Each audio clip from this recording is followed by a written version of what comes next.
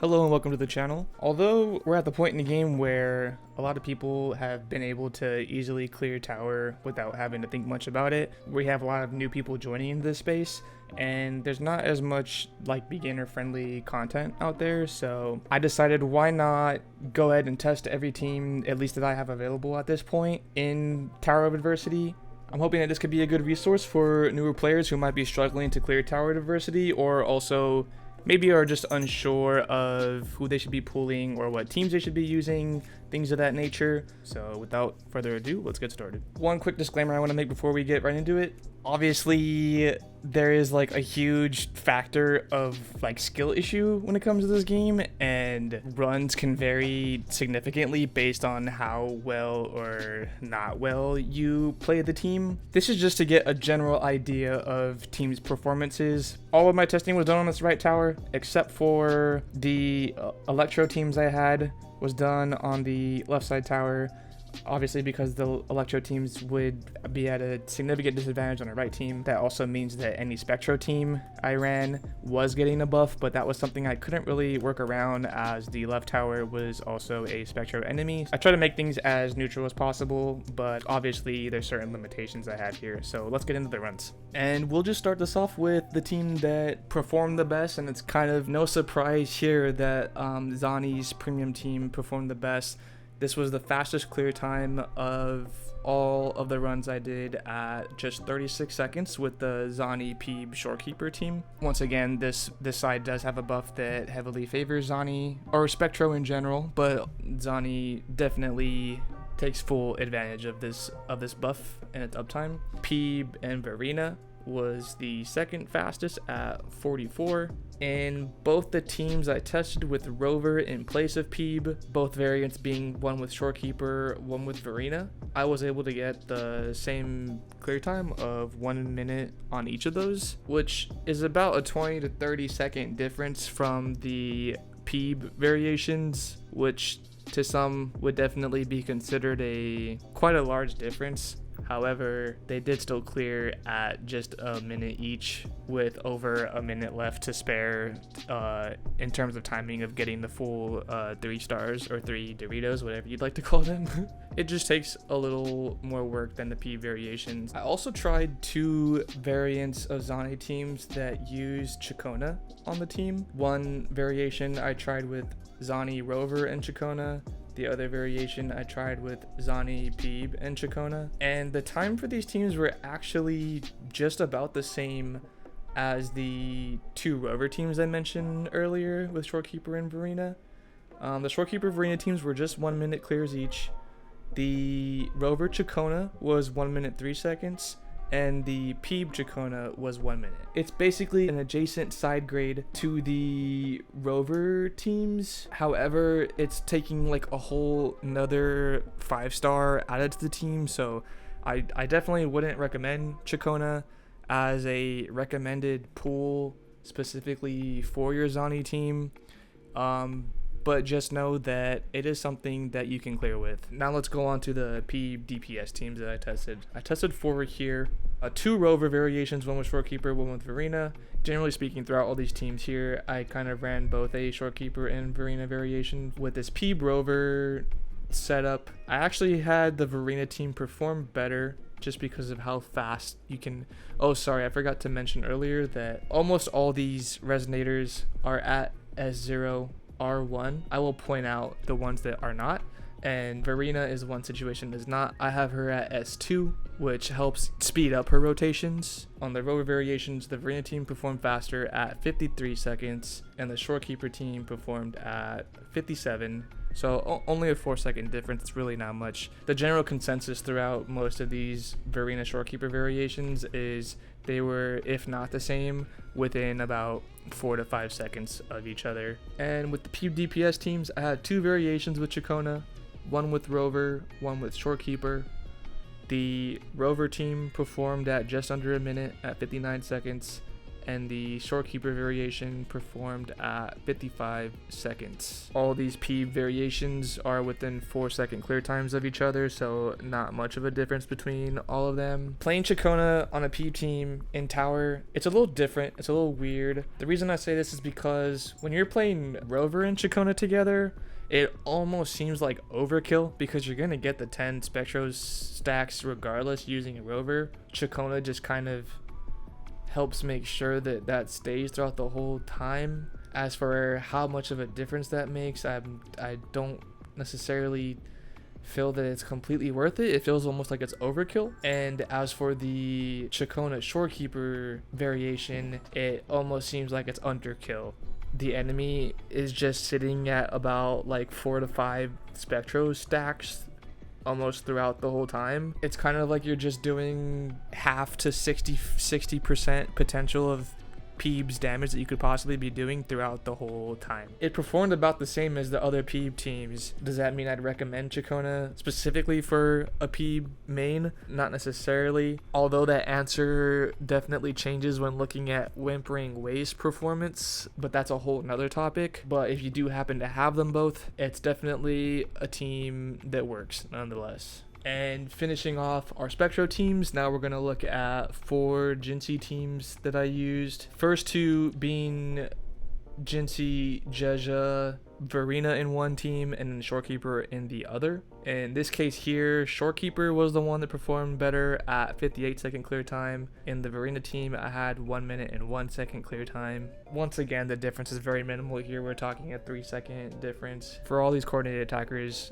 there definitely is room for improvement when I eventually get the Empyrean Anthem sets on them. But for the time being, Moonlit Clouds definitely usable and definitely still works. And now onto the 2 Cartethyia teams I tested with Jinhsi. Same thing here, one with Verena, one with Shorekeeper. The one with Verena performed faster at 50-second clear time, and the one with Shorekeeper performed at 59 seconds. Generally speaking, looking at all Jinhsi teams as a whole, Cartetheyia's Verena team performed the fastest, faster than either of the 2 Jeja variations.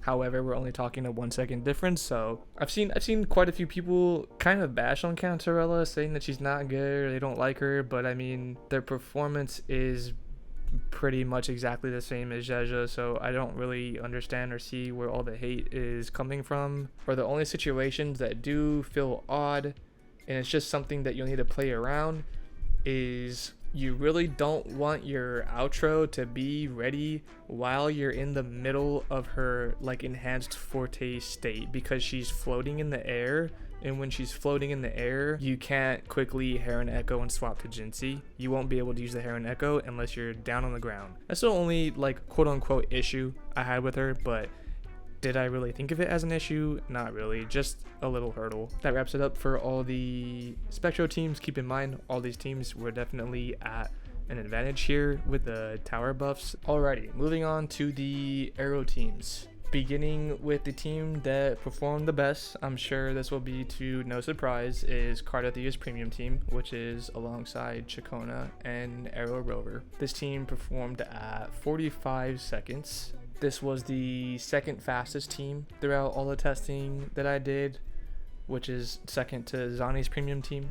Swapping Rover for Shorekeeper in this team performed just about the same. It was only 5 seconds slower. The Shorekeeper team had a 50-second clear time. If you'd rather slot in Shorekeeper on the team, it's definitely a viable side grade here. And as for Cartethyia's free-to-play alternatives, teams that just completely don't have Chikona at all, they're performing about 20 seconds slower than the Chikona variations, but still comfortable clear times. The Cartethyia Rover Shorekeeper team I had performing at 1 minute and 7 seconds, and the Cartethyia Sanhua Shorekeeper team I had performing at 1 minute and 10 seconds. I know there's been some discourse of Cartethia's reliance on Chikona. However, she still performs very well without her. It just takes a little more work.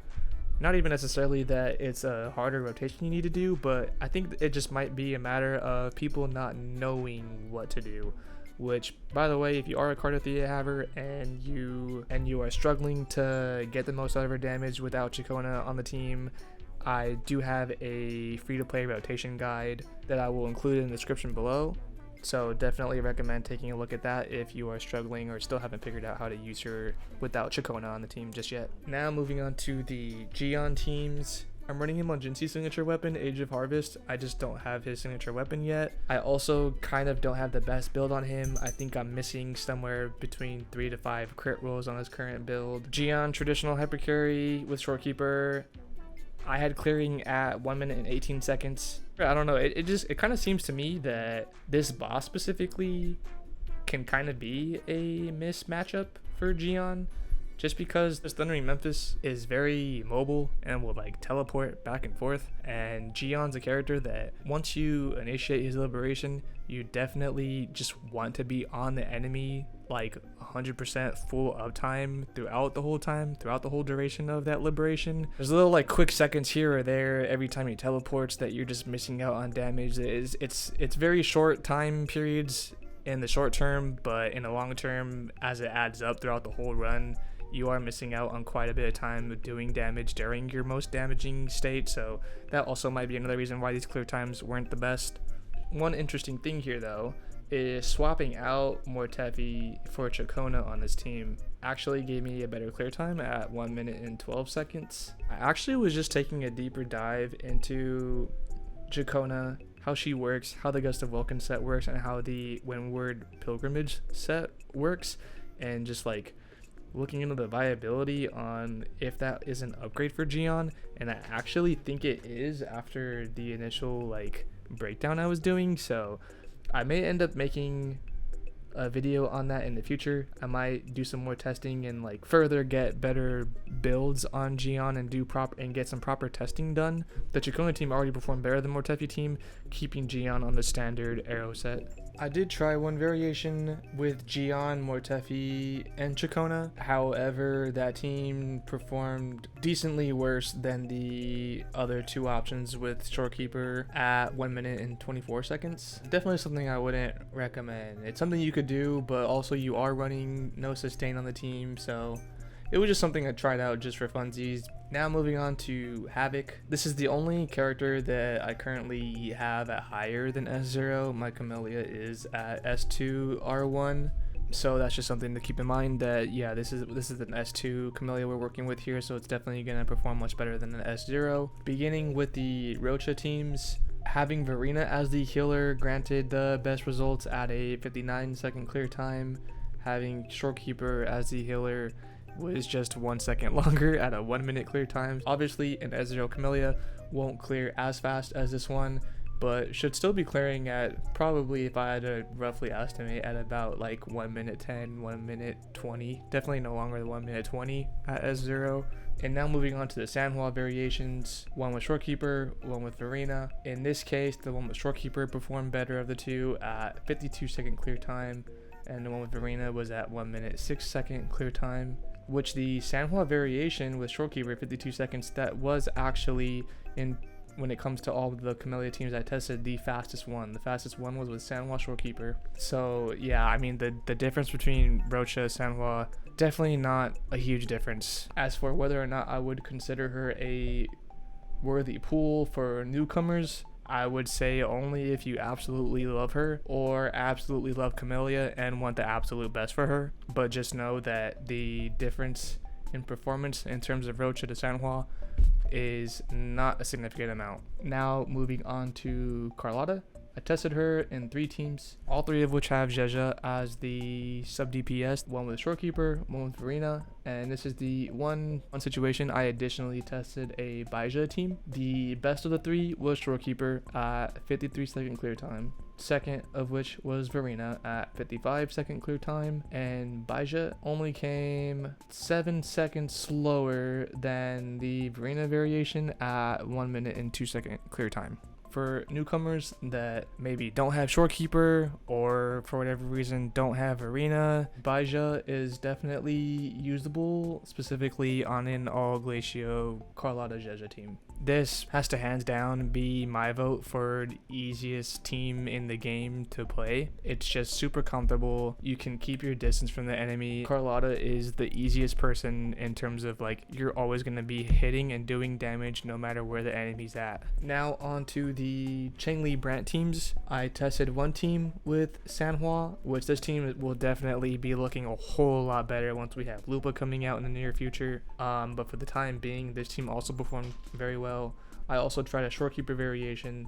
The shorekeeper variation did perform better at a 1 minute 9 second clear time, and the Sanhua came behind, only 4 seconds behind at 1 minute 13 second clear time. When it comes to Changli, I hear people pretty often be like, oh, I don't like the quickswap playstyle, it's not for me, it's too hectic or whatever. But one thing I have to say is that if you feel that way, if you're intimidated by Changli because of the whole quickswap playstyle and all that stuff, Brant like really trivializes her. Whenever I hear people talk about Brant Changli quickswap, like I don't really get why they say that, because like I don't know if there is a quick swap playstyle with the two of them that I'm just not aware of that performs significantly better, but like Brant makes it to where you don't have to play Changli in a quick swap playstyle. He really simplifies the way you play her. And wrapping up with the last two teams, I have two Xiangli Yao teams. I did not want to match him up against the Thundering Memphis just because he would obviously be like cutting his damage down to almost like half, so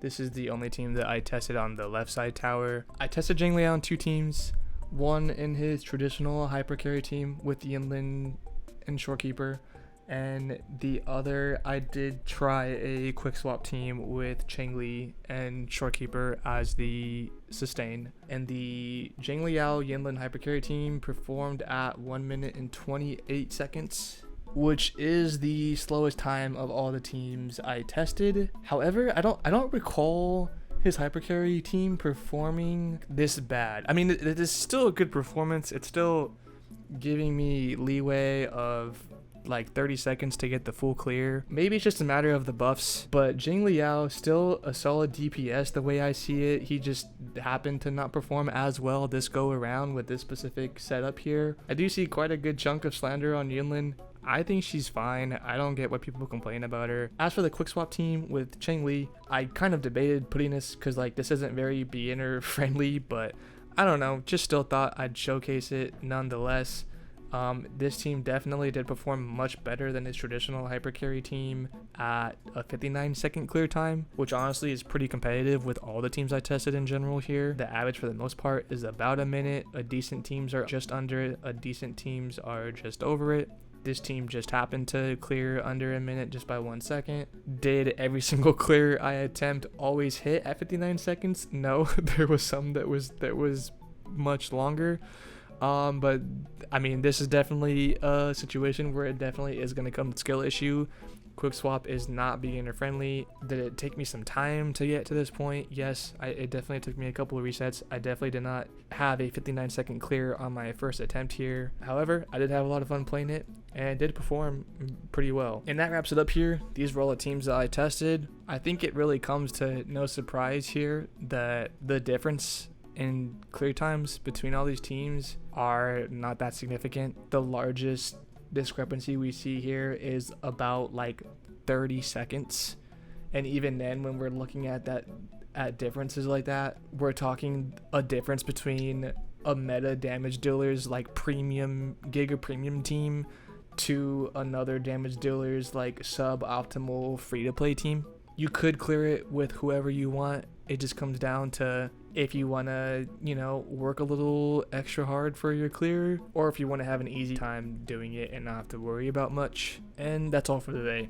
I hope you enjoyed this video. I hope you learned a thing or two. Leave a like if you found this helpful or enjoyable. Feel free to leave a comment if you have any questions or even suggestions. Thank you so much for watching, and I'll see you in the next one.